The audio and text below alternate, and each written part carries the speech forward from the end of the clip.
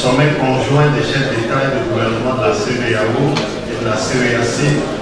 sur la paix, la sécurité, la stabilité et la lutte contre le terrorisme et l'extrémisme violent. Le sommet conjoint des chefs d'État et de gouvernement de la communauté des États de l'Afrique de l'Ouest et de la communauté des États de l'Afrique centrale s'est tenu le 30 juillet 2018 à Lomé, République togolaise, sous la coprésidence de leur Excellence M. Faure Essaoghina Gnassingbé, président de la République togolaise et président en exercice de la CEDEAO, et Ali Bongo Ondimba, président de la République gabonaise et président en exercice de la CEEAC. Le sommet conjoint avait pour objectif de créer les conditions d'une paix durable et d'un environnement sécurisé dans l'espace commun de région. On prit part à ce sommet conjoint les chefs d'État et de gouvernement et les représentants du monde mandatés par les pays suivants. Pour la CEDEAO, le Bénin, Burkina Faso, Cap-Vert, Côte d'Ivoire, Gambie, Ghana, Guinée, Guinée-Bissau, Libéria, Mali, Niger, Nigeria, Sénégal, Sierra Leone et le Togo. Pour la CEEAC, Angola, Burundi, Cameroun, République centrafricaine, Congo, Gabon, Guinée équatoriale, République démocratique du Congo, Rwanda, Sao Tomé et Principe et le Tchad. Le président de la commission de la CEDEAO et le secrétaire général de la CEEAC ont également pris part au sommet conjoint ainsi que les personnalités suivantes. Le président de la commission de l'Union africaine,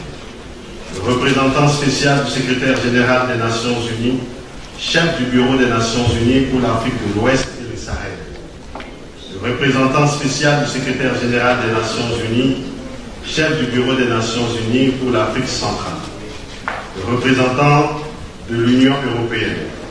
le président de la commission de l'UEMOA, le secrétaire général de la CENSA. Les chefs d'État et de gouvernement ont examiné la situation sécuritaire générale en Afrique de l'Ouest et en Afrique centrale et ont noté les risques créés par la montée des défis sécuritaires, notamment en ce qui concerne le terrorisme, les trafics d'armes, d'êtres humains et de drogue, le blanchiment d'argent et la cybercriminalité. Les chefs d'État et de gouvernement ont mis en exergue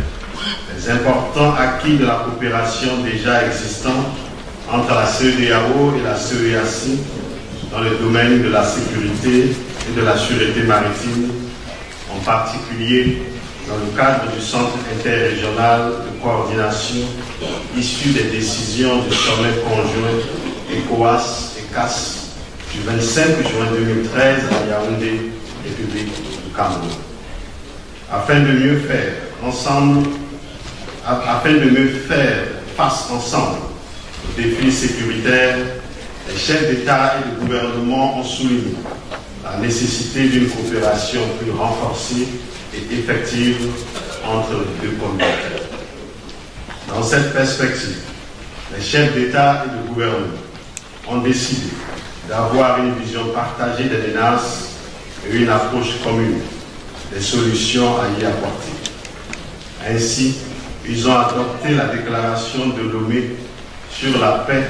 la sécurité, la stabilité et la lutte contre le terrorisme et l'extrémisme violent dans les espaces de la CEDEAO et de la CEEAC. Au titre de la promotion de la paix et de la stabilité, les chefs d'État et de gouvernement s'engagent à coopérer pour prévenir les conflits, promouvoir la paix et la stabilité dans les deux régions, à travers notamment la mise en place et le renforcement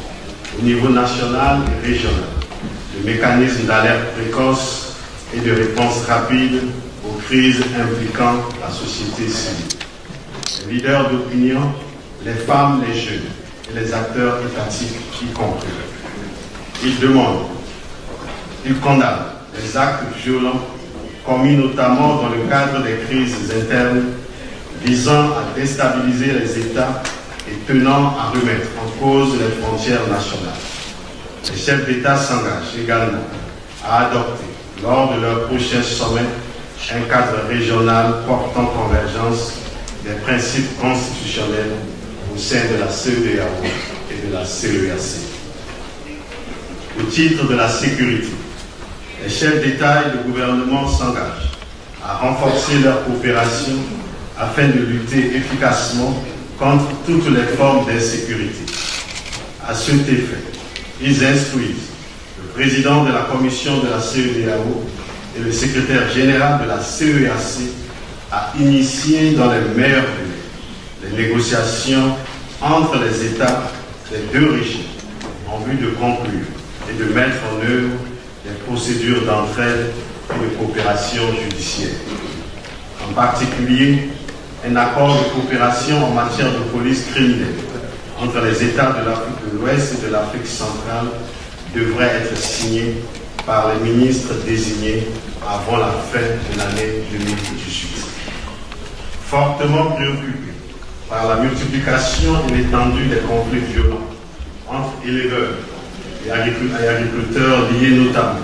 aux effets négatifs du changement climatique, les chefs d'État et de gouvernement instruisent les ministres en charge de l'agriculture, de l'élevage et de la sécurité des deux régions à engager des consultations régulières avec la participation des organisations d'agriculteurs et d'éleveurs dans le but d'identifier les mesures pour prévenir et gérer pacifiquement ces conflits. Par ailleurs, les chefs d'État et de gouvernement instruisent leurs ministres compétents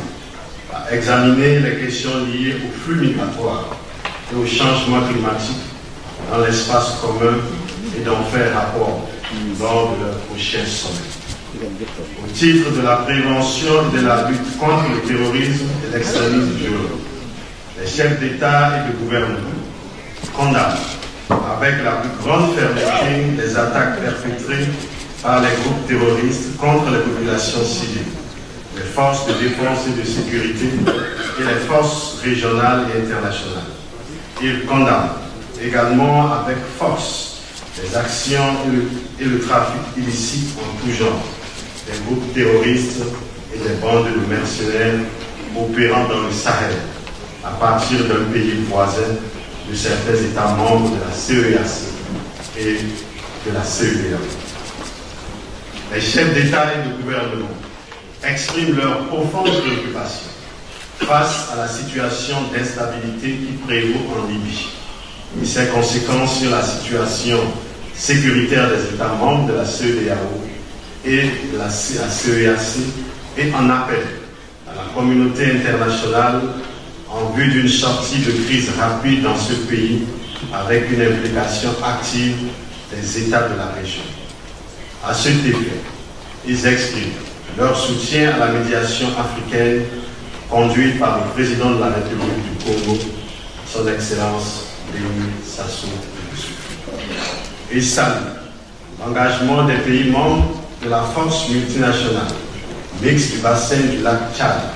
et de la force conjointe du G5 Sahel dans la lutte contre le terrorisme. À cet effet, il lance un appel à tous les États membres des deux communautés dans un esprit de solidarité intercommunautaire d'apporter un appui matériel, financier, technique et en renseignement aux forces armées des États engagés dans la lutte contre le terrorisme dans le bassin du lac Tchad et au Sahel. À cet effet, il demande au Conseil de sécurité des Nations Unies de placer la force du G5 Sahel sous le chapitre 7 de la Charte des Nations Unies en vue de lui assurer un financement pérenne et multilatéral. Par ailleurs, les chefs d'État et de gouvernement réaffirment leur détermination à prévenir et à lutter contre le terrorisme et l'extrémisme violent à travers notamment l'implication des leaders religieux et communautaires, des femmes, des acteurs du système éducatif et autres groupes concernés de la société civile dans l'élaboration et la mise en œuvre des programmes de radicalisation,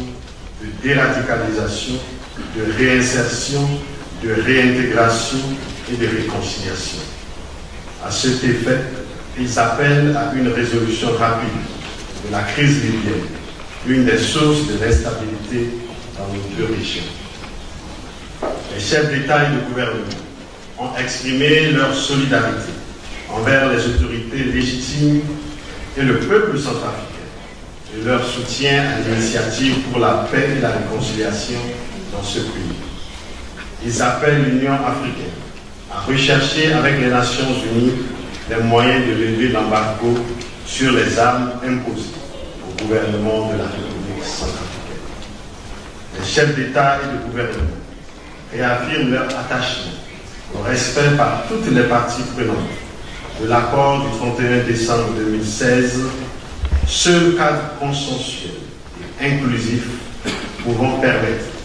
l'organisation d'élections transparentes et apaisées en République démocratique du Congo. Et salue les efforts déployés par le gouvernement dans la mise en œuvre du processus électoral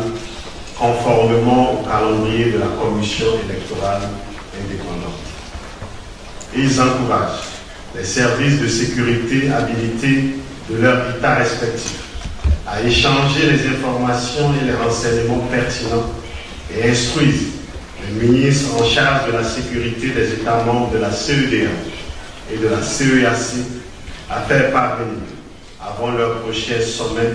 au président de la commission de la CEDEAO et au secrétaire général de la CEAC des propositions sur les mécanismes et procédures idoines permettant le partage sécurisé de renseignements et d'informations entre les États. Ils s'engagent à renforcer mutuellement les capacités de leurs forces de défense et de sécurité dans le domaine de la formation du personnel,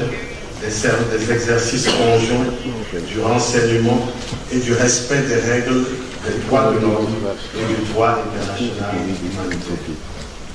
Ils s'engagent à mettre en œuvre des politiques publiques et des programmes de valorisation des régions affectées par les activités des groupes terroristes, notamment par la création du pôle moteur de croissance et de développement, générateur de revenus en faveur de la jeunesse. Ils s'engagent également à soutenir l'investissement public et privé dans tous les secteurs productifs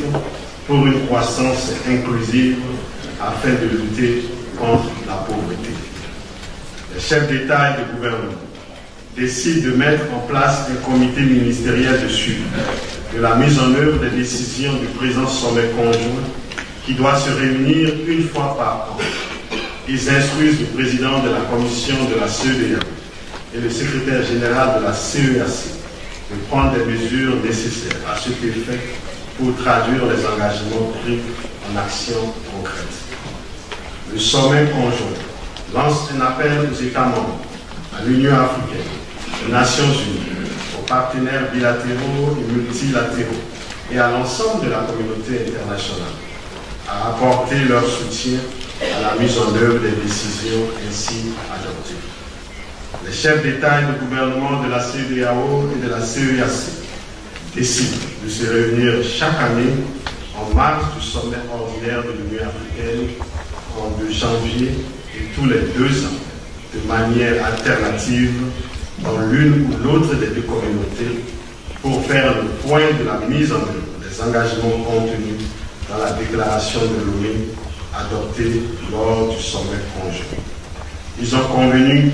de tenir leur prochain sommet conjoint en 2020 en N'Djamena, République du Tchad. Je vous remercie.